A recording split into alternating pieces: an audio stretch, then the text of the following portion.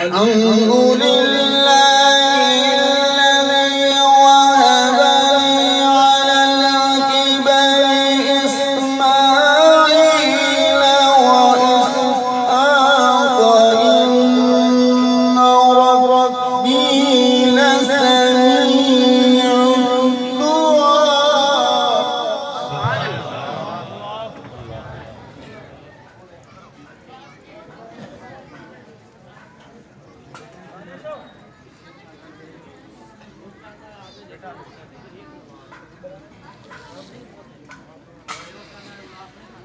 الحمد لله الذي وهب لي على الكبر إسماعيل وإسحاق إن ربي لسميع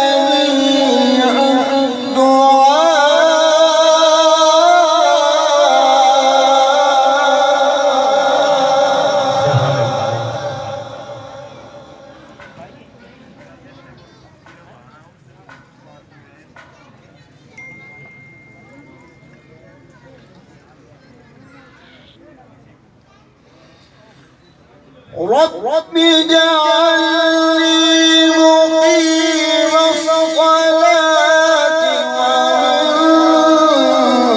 ومن ذريتي ربنا وتقبل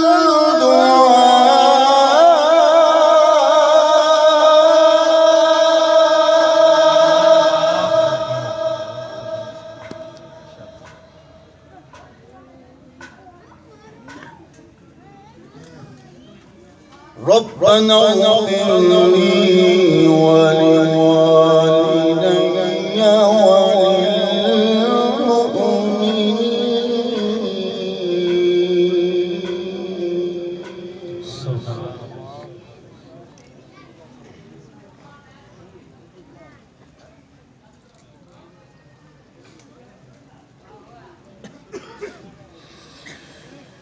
رب اجعلني مقيم الصلاة ومن ذريتي ربنا وتقبل دعائي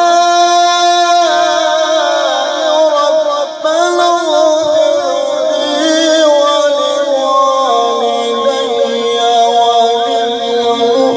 وللمؤمنين. سبحان الله.